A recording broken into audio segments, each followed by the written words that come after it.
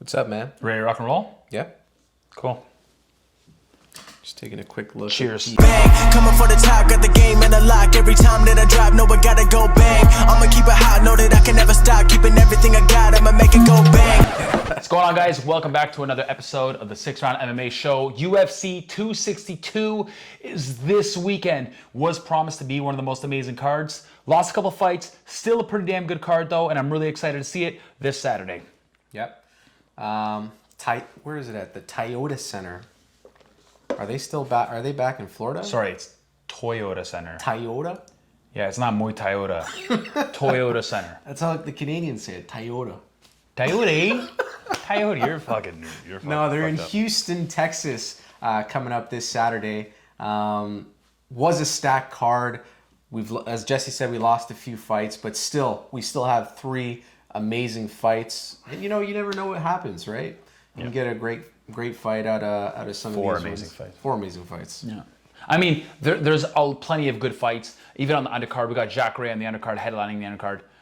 An amazing athlete, former Strikeforce champion, an amazing top contender in the UFC middleweight division as well. The card is absolutely not going to downplay it at all because there's a lot of people that are going to want to prove themselves, especially with 2 canceled fights. We got the Jacare Manson card, and also the Nate Diaz and Leon Edwards, got shifted 1 pay-per-view. Mm-hmm. But we're going to have a lot of hungry people that never had the main card slot before. They're going to want to prove themselves. And that always proves for an exciting time. Of course, yeah. Yep. So first fight on the card, we have Edson Barboza and Shane Burgos. I can't talk tonight. Mm-hmm. Apparently, I can't talk. No, you can't. A guy in Edson and Shane as well, who we haven't seen in the octagon for over a year. Yeah. Right? It's been over a Well, calendar Edson's year. been negotiating his new contract too. I think he was going to test the free agency, but then he ended up signing a new 7-fight contract with the UFC. Right. I think there were talks of him maybe shooting over to Bellator if things didn't work out.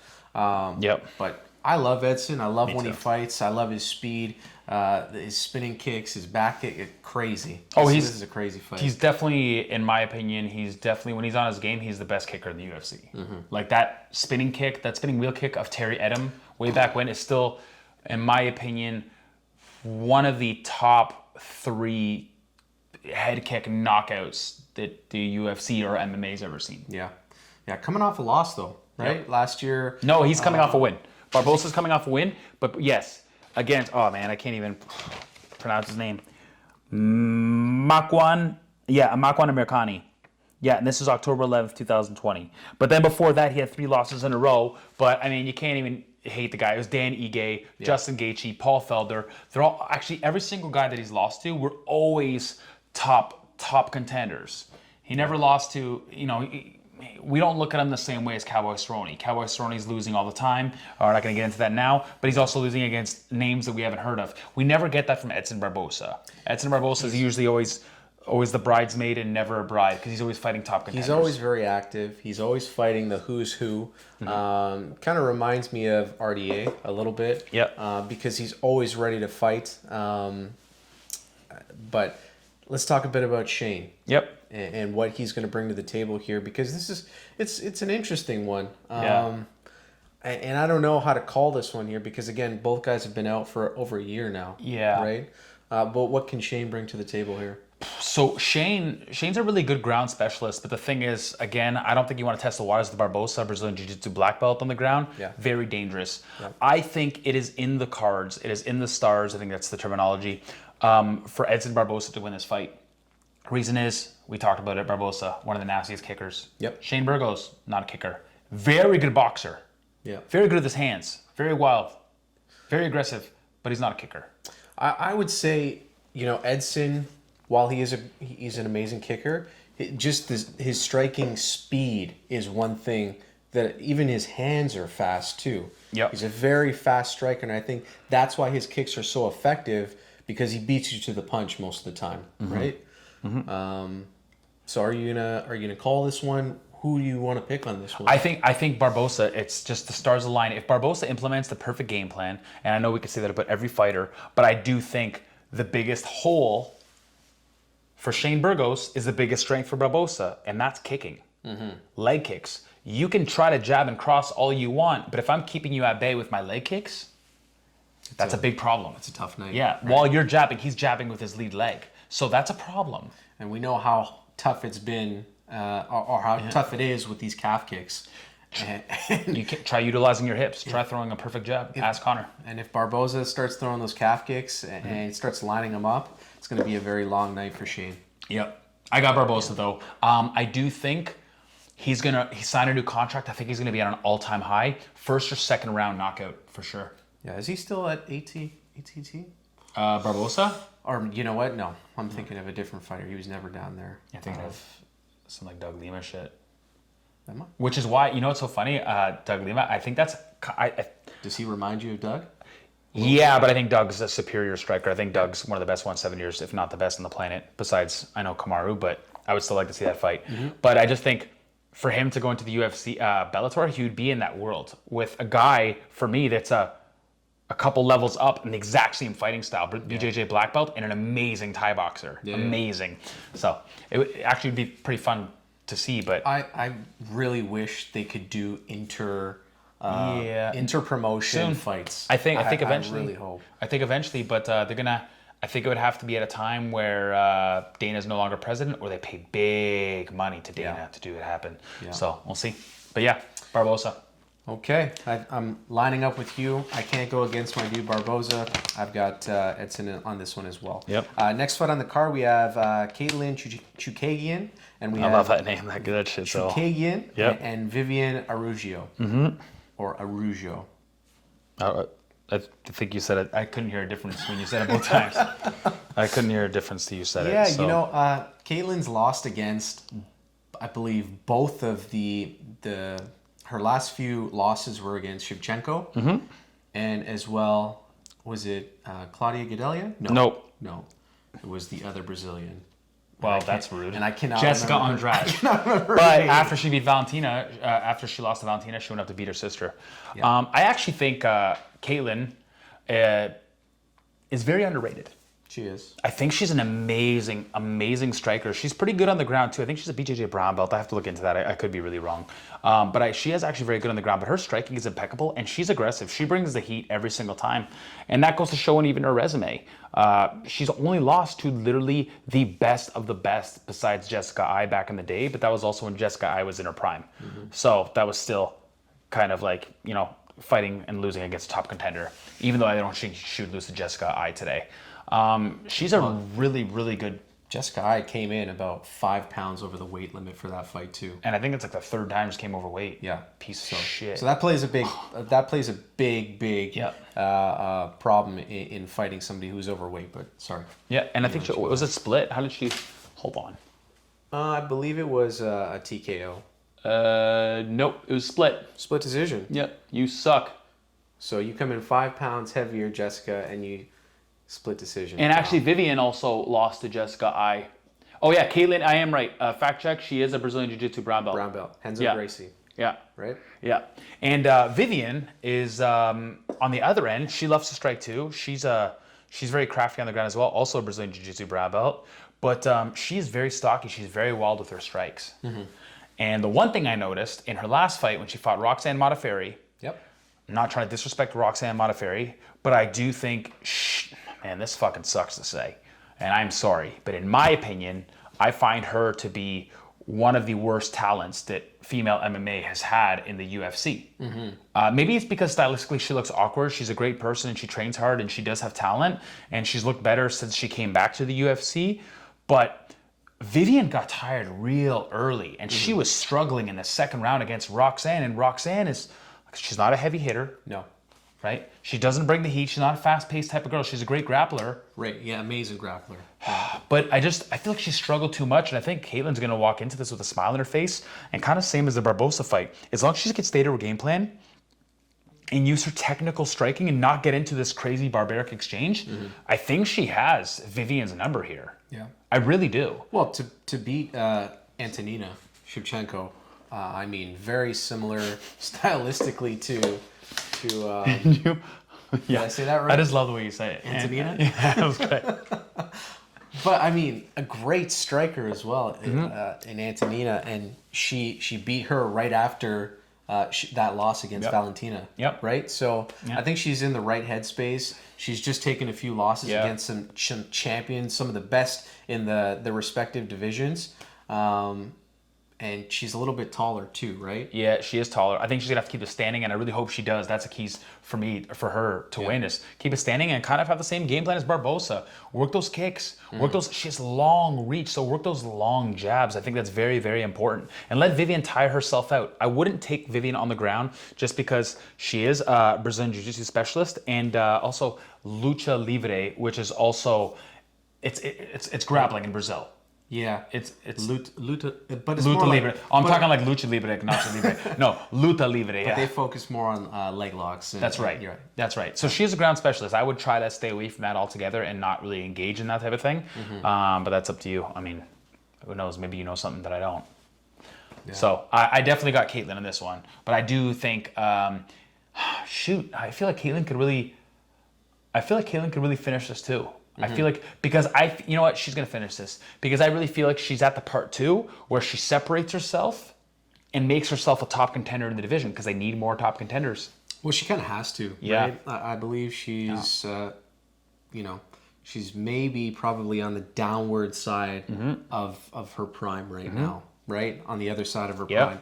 So she kind of has to. And if she wins, she could eventually get that rematch with Valentina, because even though Valentina beat her the first time, she almost indirectly avenged her loss by beating her sister. Yeah. So that'd be kind of a cool story too. And Valentina really needs somebody. She has nobody right now. There's nobody. And like Dana White, for some reason, really doesn't want to make the Amanda Nunes fight happen, which is a story for another day. Whatever.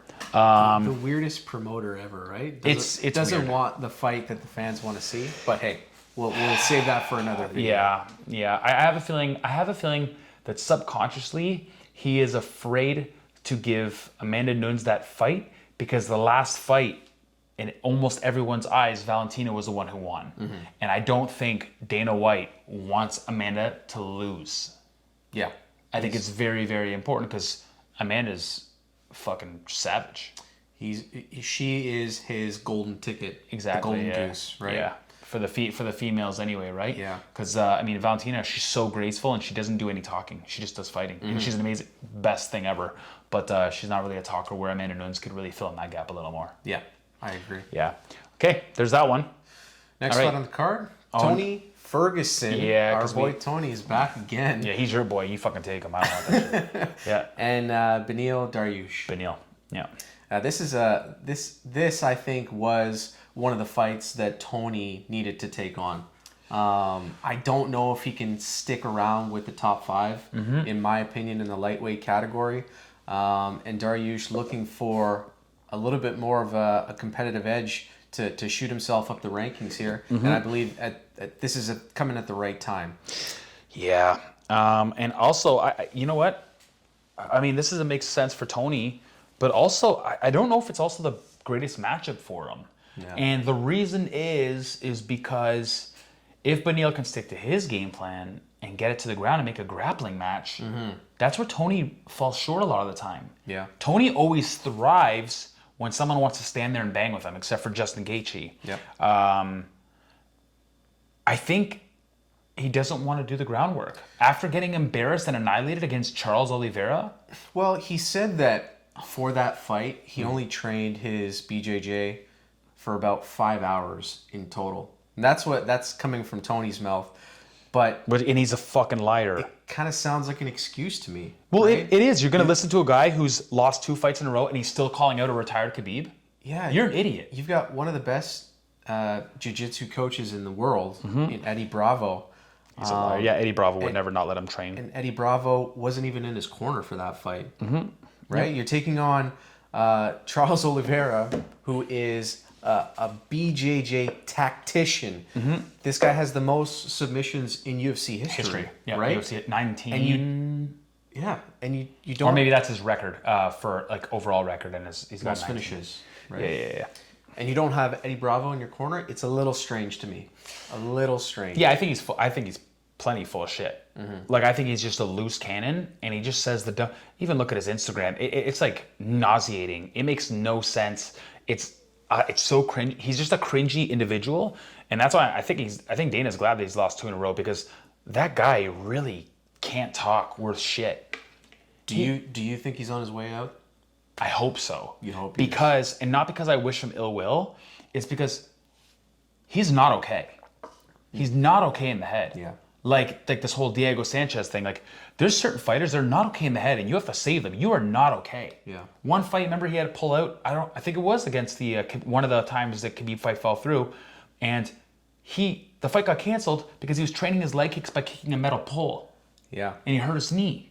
Well, he tripped over a wire because he was wearing sunglasses, and then he tore his LCL. Yeah, he's such a fucking liar. He's a fucking idiot. Meanwhile, days before, he posted a video of him kicking a fucking steel. It's so stupid. Yeah. I'm sick and tired of it. But Beneil's also got some knockout power too. So maybe the game plan for Beneil is, I'm going to take you down and knock him the fuck out, because I also don't think his chin's going to be the same. Mm-hmm. Not only did Justin Gaethje rubber him the fuck out, but watch Charles Oliveira fight closely. In the first round, Charles rubbers him. Yeah, but Charles is a great striker as well. He's turned into a great striker. But I think what Gaethje did and what Oliveira did was the way to beat Tony Ferguson. You match his output, you exceed his output. You don't sit back and let Tony do his thing. That's you right. have to go after him. Yeah, don't feed into his game plan. Don't feed into his game plan. Yeah. Don't feed into this bloody war where you drop your hands, kind of like Anthony Pettis did. Anthony Pettis is doing so well, and he's like, yeah, I'm bleeding, you're bleeding. I'm going to drop my hands, and we're going to swing for the fences. That's the way you lose every time, because he's fucking crazy. And he obviously has a really good chin. Mm-hmm. But I got Beneil. I got Beneil for this one. Third round knockout. Third round knockout. I think it's just about time where we knock on the door of seeing Tony get knocked out. He's been rubbered twice now, and he's a heavy hitter. Yeah. Beneil's a heavy hitter. Yeah. Maybe not as fast with his strikes, but he's a heavy hitter. Mm-hmm. He's got 2 knockouts in his last 3-4 fights. Yeah, one was that spinning back elbow against Scott, right? And then Draker Klaus knockout punch. Yep. Oh, Betty, I honestly think I think it could be a knockout. I think he could throw everybody for a loop and get the knockout here. Yeah, I can see a knockout coming. But Tony has been training with one of the best boxing coaches in the world, right? Wildcard Boxing, Freddie Roach. Yep. So we don't know how that changes his plan, because, as you said after his last fight, he just doesn't move his head. Yep. He doesn't move his head off center line when he throws his punches, and that's why he gets hit so much. Mm-hmm. So maybe Freddie sees something and he addresses it and he fixes it coming into this fight. Maybe. I'm going to go opposite of you. I'm going to take Ferguson for this fight, and I'm going to say a submission victory here. Okay. A submission victory. Yeah. Fuck, that's a crazy. Yeah. That's crazy. I think Tony gets rubbered, finds himself on his back, and throws up a triangle. I think if he's rubbered, he's not recovering. Okay. Could be the case, right? Could be the case. His chin will be. It will be the case. Okay, let's go on to the main event, because Tony Ferguson makes me nauseous. Yeah, we could talk all day. He really makes me sad. So I'm so excited about this fucking fight, because the fighter we just talked about who beat Tony Ferguson, Charles Oliveira, is fighting one of my favorite lightweight fighters on the planet. People didn't even know about this guy before he came into the UFC. We're talking about Michael Chandler. Yeah, and Michael Chandler is the underdog coming into this fight, the betting underdog. Which is crazy. I think they're just using it. I think they're just using more tenure in UFC. That's what they're doing, because Michael Chandler's beat some UFC dudes already, crushed some of the Bellator dudes, had wars with Eddie Alvarez. He is a fucking gorilla. And I am so happy this fight's for the title now. Yeah, really strange Fuck you, Poirier. Really strange the way Poirier kind of turned it down. He's scared. Maybe he's scared, maybe he's chasing money. We talked about that. I think it's both. Bit, right? He's scared, so he's going to take the money fight. So if he loses, at least he got a big pocket full of cash. Yeah, but I'm so happy they made this the title, because there needs to be a proper lightweight champion who is going to be rewarded for actually wanting to fight, right? Yeah. Michael Chandler chasing greatness in another promotion, and you love to see it, right? Does he get into trouble facing Oliveira here? I don't see it. You don't see a problem? For the one thing about Michael Chandler, what the hell is that? Oh shit, overheating? Is it? Mm-hmm.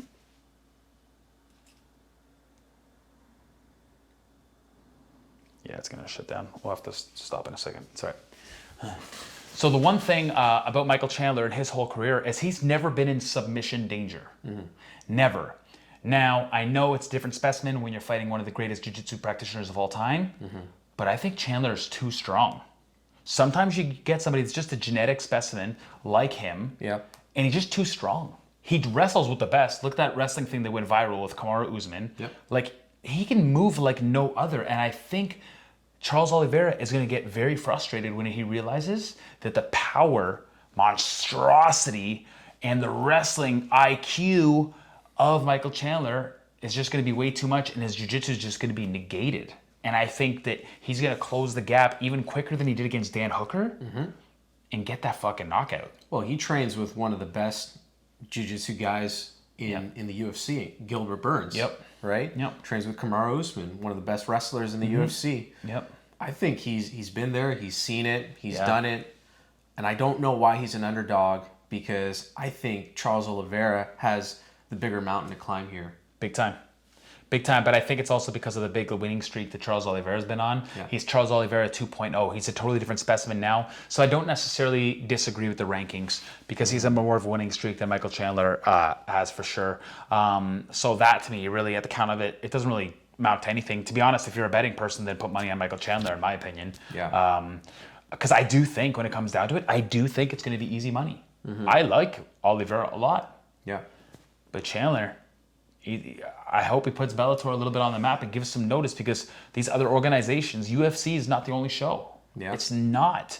And that's why people are like, oh, he doesn't deserve the title shot. He does. Because he was in Bellator, you think that that's a legal way? No, not at all. He crushed one of our previous lightweight champions, Benson Henderson. Crushed him. Crushed Eddie Alvarez. Like, I can't emphasize it enough that it's not the only show in town, and that's why I'm going with Michael Chandler in this one. I think Michael Chandler is literally finishing this thing in the first round.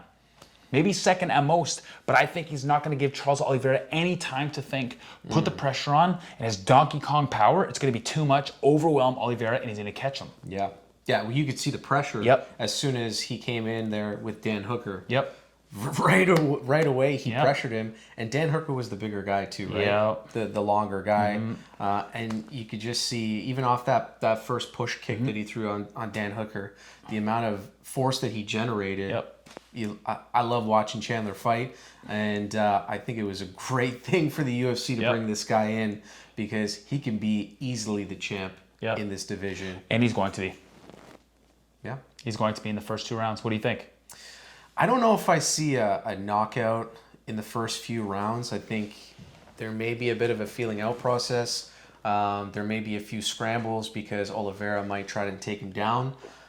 So I may see a finish in the later rounds. I'm going to say the 3rd or 4th round. For Chandler. For Chandler.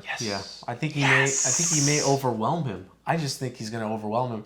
And his cardio. Pretty much echoing what I just said. Pretty much. All right, I guess we agree on that. The only fight we disagree on is the Tony Ferguson fight. And we'll find out, because honestly, I'm up in the air about that one either. Because Tony Ferguson, I know he's in the top of his game, is a scary motherfucker. But I think that's it. We're good? All right, guys, UFC 262. I'm so stoked about this. We will have a post-fight show announcement after this. Not announcement, sorry. We will be talking about this as well after the fights are done. So does that mean we're going to watch the fights together? I think so. That's fucking dope. I think so. Listen, if they can have a full stadium in Texas, we can get together for the damn fight. Oh yeah, but you can't come in here without saran wrap covering your whole body. A little hole. This is actually a split screen, guys. I can't touch them. Bang. All right, guys, thank you so much for watching. We really appreciate it. Leave a like, dislike, doesn't matter. Leave a comment below. What do you think is going to happen? Who do you think is going to win? Who do you have for this? Who do you want to win? What matchups do you want to see in the future? Do you agree that the lightweight fight should be for a title? I do. If you don't, let me know why. And yeah, we're going to catch you on the next one. Enjoy the fights, guys. All right, guys. We'll see you soon. Peace. Bang, coming for the top, got the game in the lock. Every time that I drop, know I gotta go bang. I'ma keep it hot, know that I can never stop. Keeping everything I got, I'ma make it go bang. Better than the best, I'ma tell it with my chest. I don't got no time to rest, now they know what I'm saying. Everybody know I'm coming next, I'ma leave it in a mess. If they wanna test, I'ma make it bang. Step into the mind of a young man with the plan.